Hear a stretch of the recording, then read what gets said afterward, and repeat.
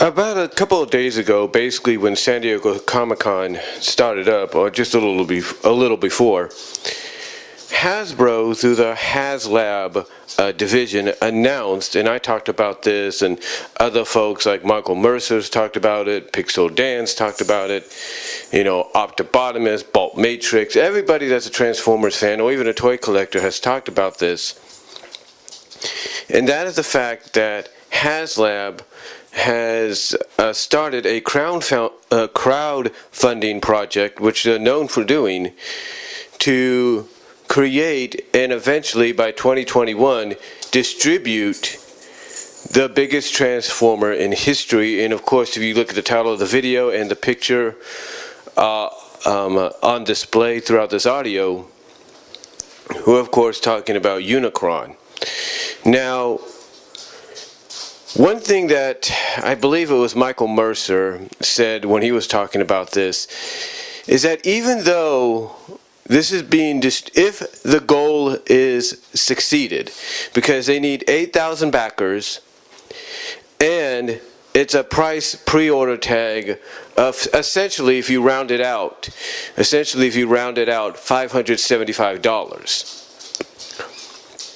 That's the pre-order price, as well as I think the price needed for people to help back this. Now, I don't think necessarily you need to pledge all of $575.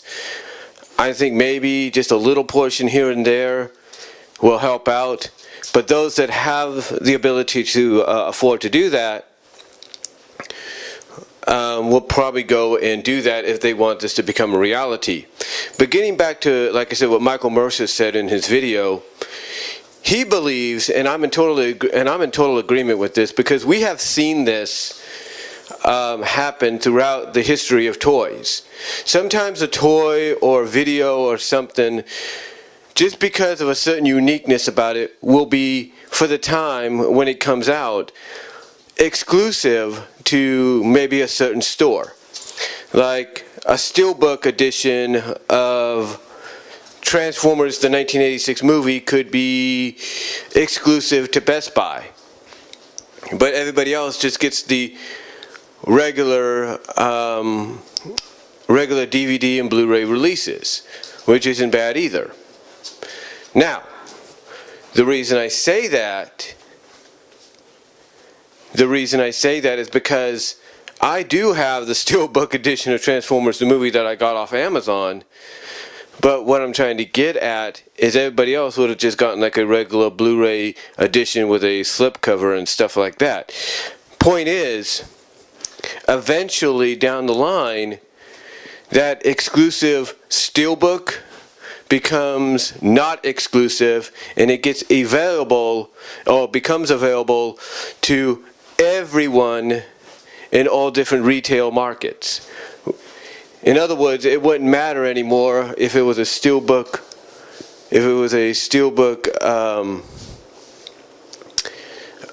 exclusive to Best Buy, because after a while it wouldn't be. It'd be a steelbook exclusive to everyone. Everyone would be able to sell it.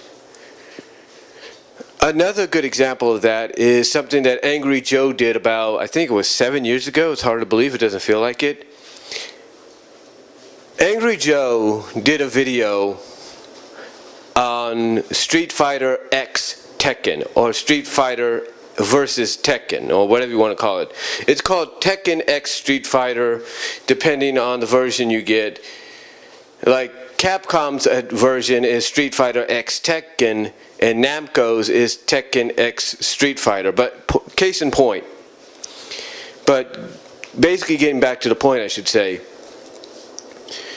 Angry Joe did a video where he talked about the fact that Capcom did something that they've been notoriously known to do. Don't know if they cleaned that up recently. I think they did. Over the past 7 years, I believe they kind of fixed that. But Capcom, along with other video developers, have been notoriously known for putting downloadable content already completed onto a disc. Now, that's one thing, right? You're thinking, oh, that's no big deal, right? But the bigger deal is when they advertise that if you get a certain version of the game for a certain console, like in other words the PlayStation Vita or the PlayStation 3 at the time, that you'd be able to get certain characters exclusive to that version of the game.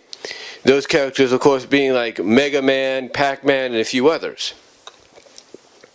But what Angry Joe reported or talked about is something that he got notified about as well.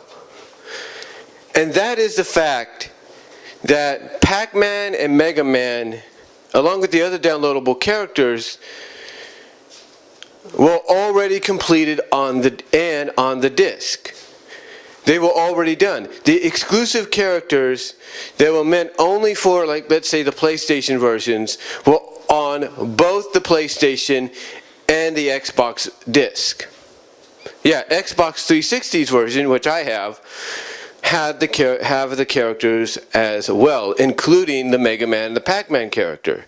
The ones you're supposed to buy and download if you want them. But they're already on the disc. Now I know you're thinking, well, what does this have to do with Unicron, right? Well, the point that I'm getting at with this is Angry Joe basically pointed out that exclusiveness that Sony, or not just Sony, but Capcom and even Namco, or mostly Capcom, was advertising for the PlayStation 3 and the PlayStation Vita was not true at all. That basically those exclusive PlayStation characters were non-exclusive. In other words, they were available for everyone. So what that has to do with Unicron is basically right now, as it stands, should the crowdfunding be a success, which we all believe it will be, then Unicron will be shipped out at certain quantities to the 8,000 plus backers that backed it once it's completed by 2021. Now, Michael Mercer, like I mentioned in his video, stated that he thinks that's not always going to be the case because he believes that Unicron, right, the Unicron that they're advertising that they had on display at San Diego Comic-Con, that Unicron will be available for everyone to purchase in the near future. And I think I understand what Michael is saying. You see, if the crowdfunding is successful and this project is, clear for takeoff, if you will, basically the 8,000 people that are backing it and that will be getting it firsthand when it comes out, these 8,000 people are going to be basically the test field.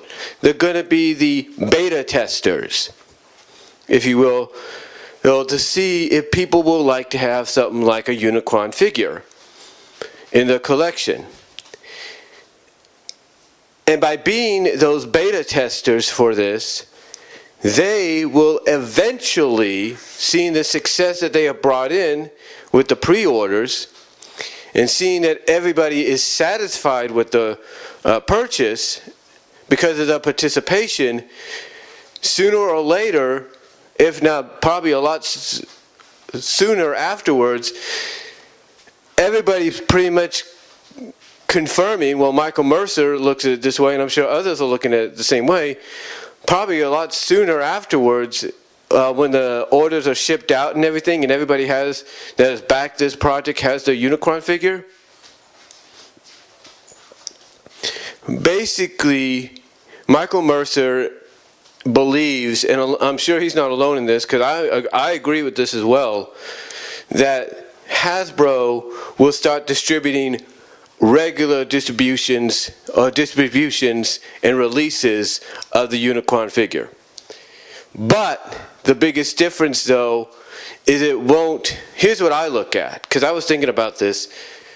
Yes, I agree that they're going to probably, sooner than later, after everything is said and done, everybody's got the Unicron figures that they pre-ordered as backers, Hasbro, yes, indeed, will come out and announce that they will be regularly releasing and distributing the Unicron figure to stores everywhere and to anybody that orders it online. But again, this is what I was trying to say. What I think is going to happen is, along with that, to show appreciation for fans wanting this, they're going to slash the price. I'm not joking. I'm not joking. They're going to see how successful selling Fortress Maximus and Metroplex was at the prices they gave it at. And they're going to realize, you know what? We could do the same for Unicron, and that's exactly what's going to happen. So I don't think, so here's what I believe. I believe, yes, it will be eventually distributed and retailed regularly to everyone after the backers and all of them get the order. I do believe that, but I don't believe it's going to sell at that $575 price range. I think by the time we get to 2021, it's going to drop significantly, and I could see something around maybe between $199 and $249. Yeah, $199 and $249. Well, let me rephrase that. If you use the captioning here on YouTube, $199, I look at between $199 and $249 as the retail sale price in store and online when, not eventually, well yes, eventually, not hopefully, but eventually, this Unicron figure gets released and distributed regularly to retail stores everywhere and online as well. But again, I see it happening a little afterwards. It won't be, I'll say this, it's not going to take too long, but I definitely see that maybe about a month or a couple of weeks after, there's going to be an announcement that they're going to start regularly distributing and selling, or regularly distributing the Unicron figure to retail stores everywhere to be sold.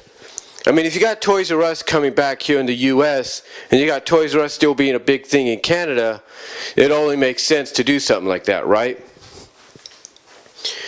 So to me, I believe, and I agree and believe with what Michael Mercer is saying, that sooner or later, this Unicron figure is going to go from being a crowdfunding online project, backer project that's going to succeed and thus be created and distributed to its pre-order backers, but eventually, probably sooner than we think, Hasbro is going to make the announcement that it's going to also that because of the success of that, they're going to start distributing the Unicron figure regularly to retail stores and online for people to buy. And on top of that, I believe the price is going to be sliced in half significantly and sell between the price range of $199 and $249. That's what I see. But let me know what you guys think. Do you agree with what I had to say about this, or what Michael Mercer had to say about it?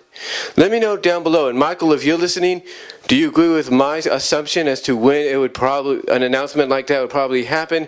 And do you agree maybe with the price range dropping, you know, as a bit of a thank you by Hasbro for making this figure a reality? Let me know what you guys all think down below. Comment if you like. I'd like to hear from each and every one of you. And I'm out.